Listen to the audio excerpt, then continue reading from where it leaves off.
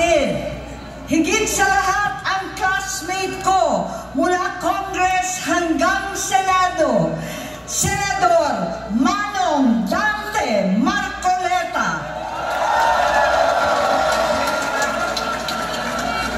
Napakahirap po ang pumunta, tumayo at magsalita sa inyong harapan. Pero noon pa man, alam kong walang madali kapag ikaw ay Marcos. Nanginginig ako at ang aking boses, hindi dahil ako'y natatakot sa inyo, kundi dahil nalulungkot po ako. Ipagpaumanhin ninyo kung sa gitna ng pagsasalita ko, ako'y hihinto, hihinga dahil sa bigat ng aking kalooban. Pero hindi yan ang dapat kong ihingi ng paumanhin. Hindi yan ang kasalanan ko sa bayan na dapat ihingi ko ng tawad. Narito po ako dahil sa tawag ng Iglesia ni Cristo para sa transparency, accountability at hustisya. At dahil sa tawag ng sarili kong konsensya, bilang senador, bilang kapatid, bilang Pilipino. Bata pa lamang kami ni Bongbong, alam na ng buong pamilya ang problema sa kanya.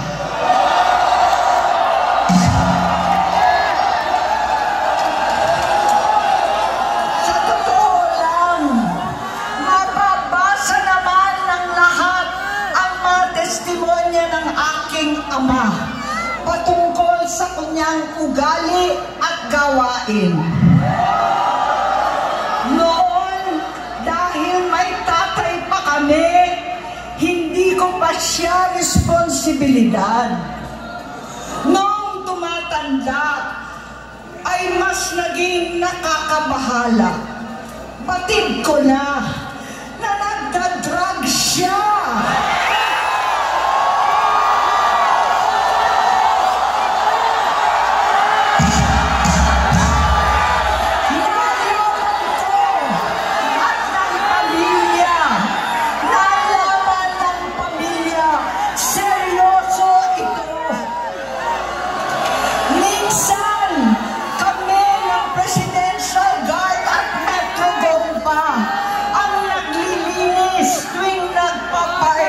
Sila.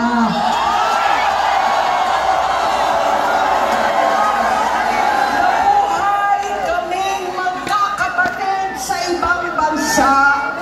Kami-kami lang. Kinumbinsi ko pa si Bongbong, pakasalan mo na si Lisa. Naisip ko noon, kapag nag-asawa siya, malalagay na sa tahimik at magkakaroon ng direksyon. Ang laki ng pagkakamali ko. Mas lumala ang kanyang pagkalulong sa droga.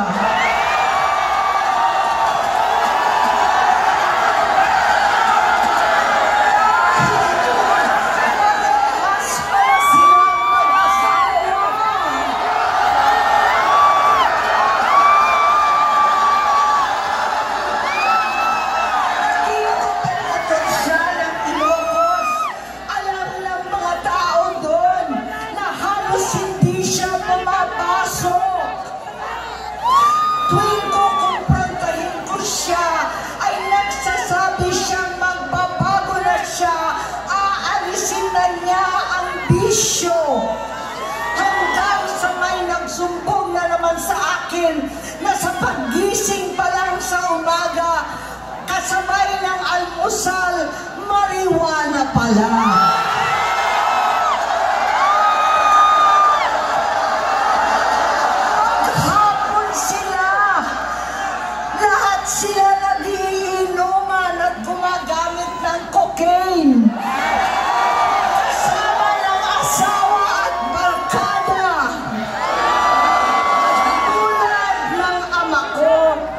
Tinastigo ko ang mga barkada niya. Ang nasirang si Bong Dasa, si Edwin Cruz, Inigo, Tony Boy, Sam Anton, alam po ninyo yan. Nagre-resign na sa takot ang mga pulis nila at staff dahil sa lumalalang bisyo. Inayos ko sila dahil gusto niyang ituwid ang buhay niya. Gusto niyang mag-vice-presidente. Hindi siya pinalad at lalong nagkaroon ng oras para sa bisyo. Simula noon, naging malabo sa amin ang lahat. Kaysa mag-away, bigla na lamang lumayo ang loob namin sa isa't isa.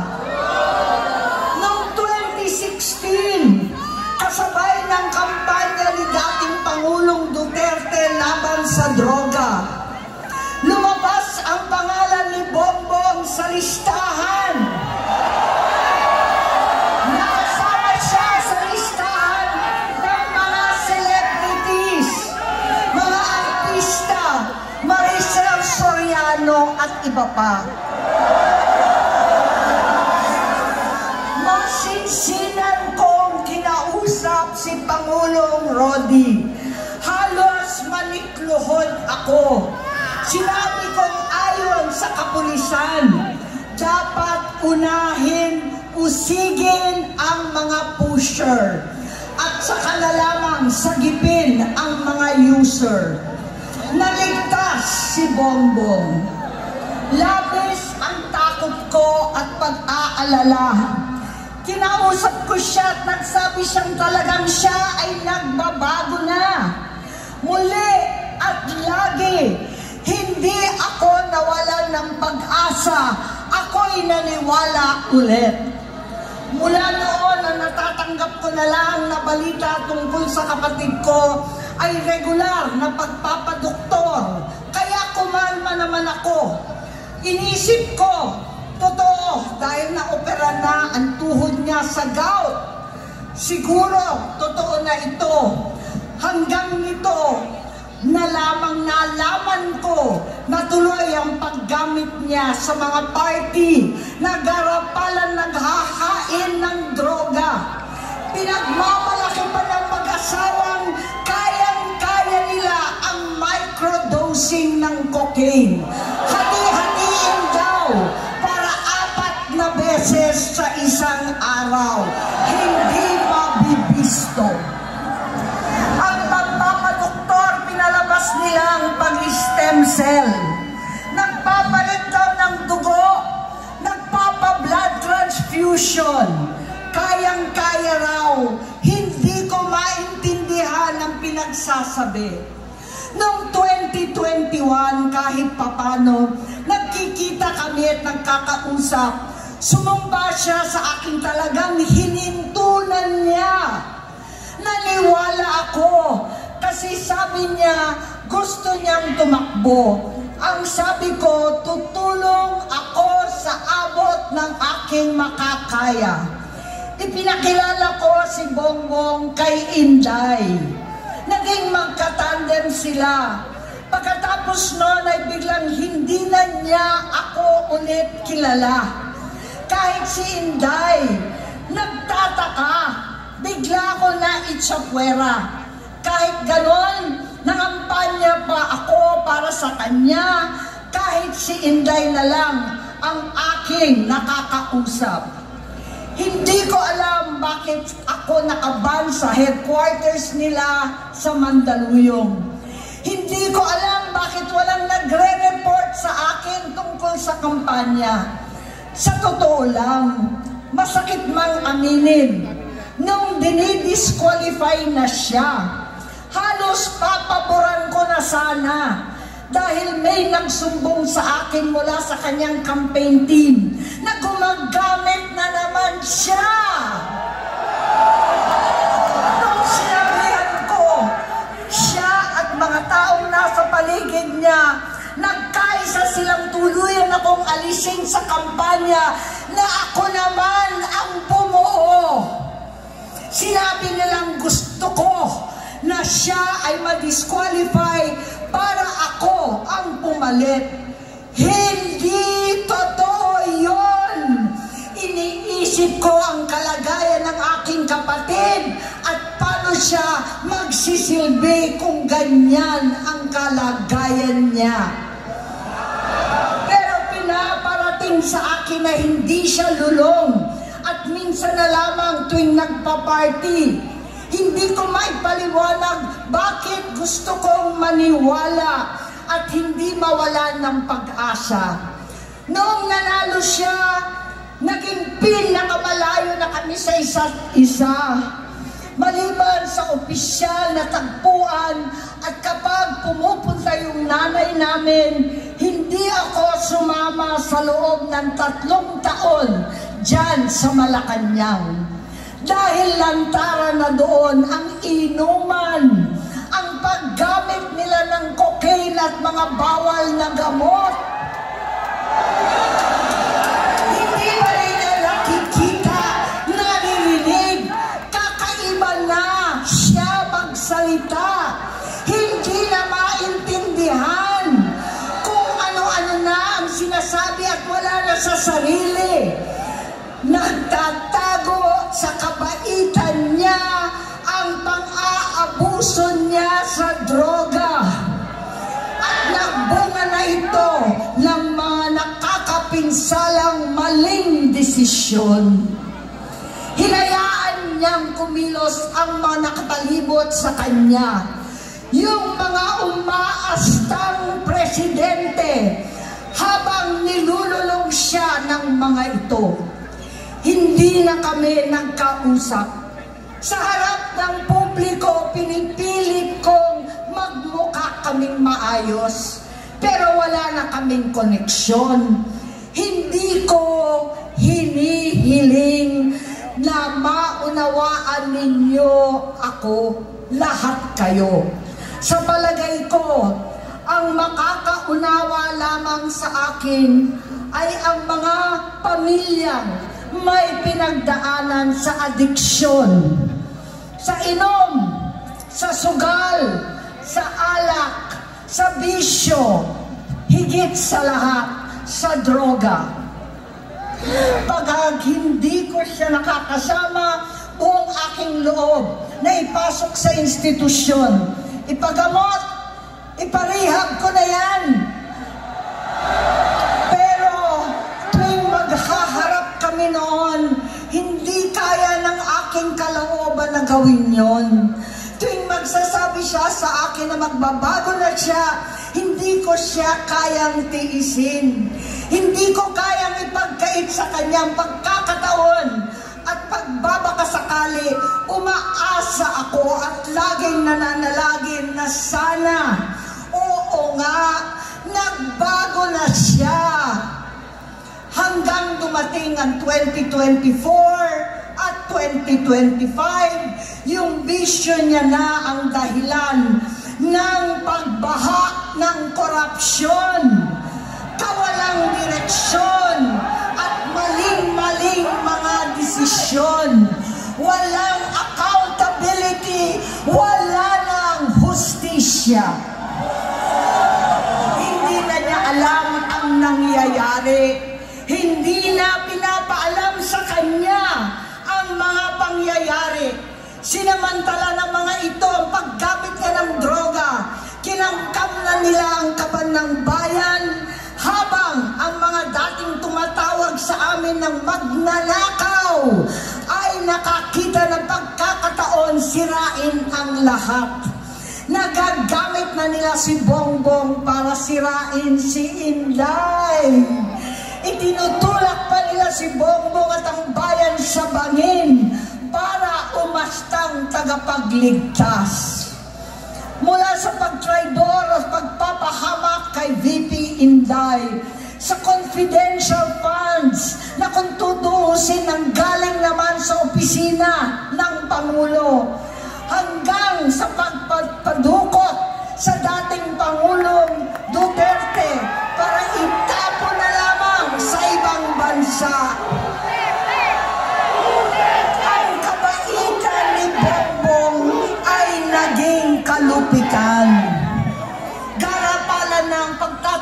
kanya ng mga nasa Congress, sa Senado, mga miyembro ng kabinete. Kitang-kita na ng taong bayan, wala nang puwang ang kahihiyan. Para bang nauulit ang bangungot ng kasaysayan dinamas namin noon. 68 years old po ang tatay ko nung pinatalsik sa pwesto. 68 years old na rin si Bongbong ngayon. November 17 din, noong 2021, nung nakumbinsi ko si Inday na magbise kay Bongbong.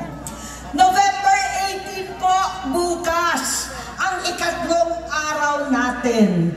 9 na taon na nakakaraan, saktong November 18 pa talaga, na pinalibing ni Pangulong Duterte ang tatay ko sa libingan ng mga bayani. Halo-halo na ang aking nararamdaman, pero alam kong ito ang dulo at hangganan ng aking pagtitiis at pananahimik. Hindi na tayo mananahimik. Dahil nalaman kong pati ang mga anak niya ay nagdodroga na.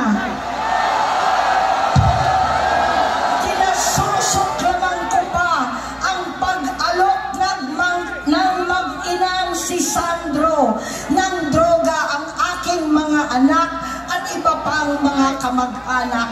Yan ang hindi ko na mapapalampas. Sa loob ng halos 4 na dekada, wala akong ibang pinangarap kundi maipakita sa sambayanan na hindi kami masamang tao. Hindi masama ang pamilya Marcos. Gusto kong ibangon ng dangal ng aking ama.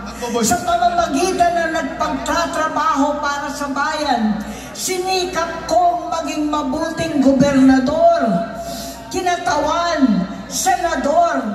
Hindi ako halos nagpapahinga para makapag-iwan sana ng legasiya na kapag sinabing Marcos, nabawi na namin ang tingin sa nakaraan.